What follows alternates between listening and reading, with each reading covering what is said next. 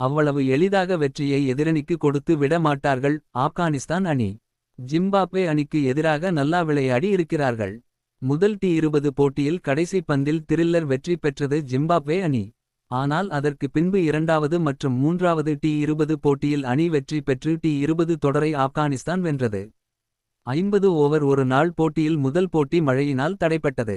இரண்டாவது போட்டியில் ஆப்கானிஸ்தான் 232 ரன்கள் வித்தியாசத்தில் வெற்றி பெற்றது. ஆப்கானிஸ்தான் அணி பெற்ற வெற்றியில் இது தான் அதிக ரன்கள் வித்தியாசம். ஜிம்பாப்வே அணி 54 ரன்களில் மிகவும் மோசமாக அனைத்து விக்கெட்டுகளும் இழந்தது. ஜிம்பாப்வே அணியின் மிக குறைந்த ரன்கள் இதுவாகும். மூன்றாவது போட்டியிலும் ஆப்கானிஸ்தான் அணி 8 விக்கெட் வித்தியாசத்தில் வெற்றி பெற்று 2-0 கணக்கில் தொடரை வென்றது ஆப்கானிஸ்தான் அணி. ஆப்கானிஸ்தான் அணியில் உள்ள இளைஞர்கள் பேட்டிங் மற்றும் பவுலிங்களில் சிறப்பாக செயல்பட்டு வருகிறார்கள். பந்துவீச்சில் அல்லாஹ் அடிக்கோடு கசான்ஃபர் நன்றாக பந்து வீசுகிறார். பேட்டிங் பொறுத்தவரை அட்டல் மாலிக் ஓப்பனர்கள் சிறப்பாக தங்கள் பங்களிப்பை தருகின்றனர்.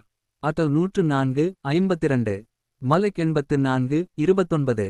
தொடர் நாயகன் அவார்ட் வாங்கினார் அட்டல் மொத்தம் 156 ரன்கள் 250 ஓவர் போட்டியில்.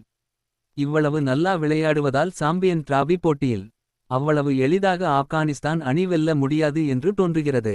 சீனியர் பிளேயர்கள் உடன் இளம் வீரர்கள் சேர்ந்த ஆப்கானிஸ்தான் அணி நன்றாக விளையாடுகிறார்கள்.